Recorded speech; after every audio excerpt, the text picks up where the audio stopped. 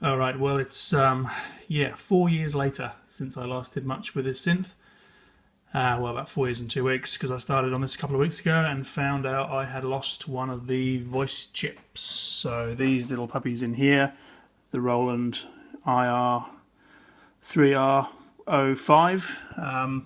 If you lose one of those, you lose one of your 6 voices. This is a 6 polyphony synth, so it gives a bit of a weird effect that you kind of lose some keys on the keyboard and then you go back and find that those keys are working and other keys are bad. Initially it looks like you've got some craziness going on with the keyboard, but as this can only play 6 notes at once, it tends to remap the last key you played to the next key you're going to play, or after you've played the next key it remaps the last one. So the bad keys kind of dance all over the keyboard and leaves you chasing your tail. Now, although this is actually a Juno 2, the test mode button combo for Juno 2 doesn't actually apply to this because the case is different, the button layout's different. So on an HS80 you actually have to push down tune, function and name when you power it on, and you'll get into test mode, and then every time you push a key it'll show you which voice is playing. I need 3 hands to demo that now, so I actually won't. With that fixed, the battery's in there. You can refresh the battery on this synth by holding down data transfer and brilliance. When you power on, that'll reinitialize the battery and get rid of the check battery nag when you turn it on.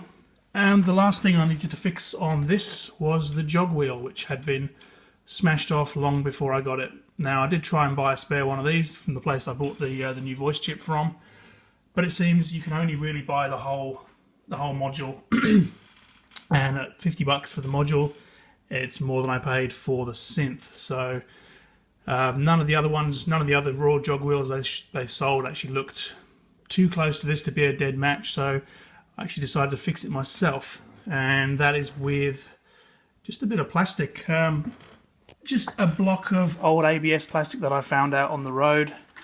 I think it is actually from an old lawnmower or a bit of a car that was crashed. I have no idea. I've just put plastic crap all over my keyboard. Brilliant. So I just cut down a piece of that, which was the right sort of profile. This is using plastic weld glue, and there's actually the old drill bit I used to drill the alignment hole. The drill was actually sacrificed because it was pretty much end of its life, and that now has the steel drill bit shaft in the middle, so that probably will hold up. The only way to test that is to break it, so I'm probably not. I'm just going to put it back in and see how it goes. So at this stage all I've got to do is fit that back in. I've just adjusted the voltages, or just adjusted these pots because voice 2 was pretty quiet with the new voice chip in, so I've just adjusted that so the volume is the same as all the others. Voice chip 1 was a little bit quieter as well. They're now all pretty much indistinguishable from each other. New batteries in there. That is pretty much it. I'll put it all back together. There's one more thing I want to show you in the last video, which is pretty damn cool, and that is kind of the reason why this project has been resurrected. Yep, so I'll put this all back together and get on with it. It is finished. One synthesizer fully restored. Apart from the case, it's always going to be a bit tatty, but not much I can do about that. These decals, I don't know what actually caused the damage to these. What's left is pretty robust. So it's just a bit fragmented in places. Not sure. Anyway, everything's now working fine. All the keys are good. Everything works, buttons all working. Jog wheel now works. If I can actually see that in the darkness here. So that works pretty well. If I can just wobble it with my finger while I play.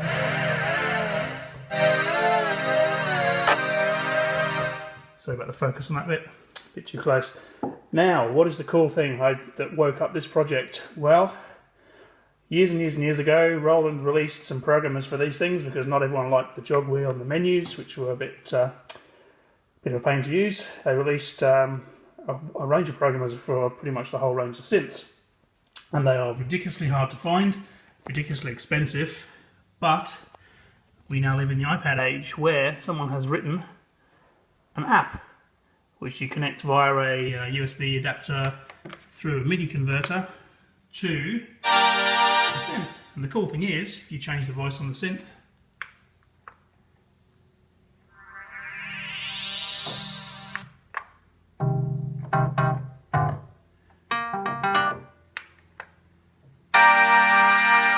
and everything's adjustable, so it's very hard to do one-handed.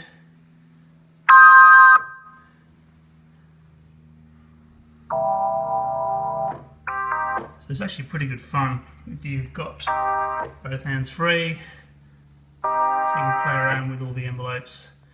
You have to adjust every parameter which is buried deep in the menus within the synth, and kind of painful to play with. So to get some pretty cool effects. So I'm actually surprised that the synth sends out the changes to the patch, changes from its patches externally, because I mean the programmer never had the ability to move its own sliders. So yeah, not bad for a $50 eBay purchase. Fair bit of work. Yeah, surprised it took me 4 years, but then again, maybe not. Yeah, thanks for watching.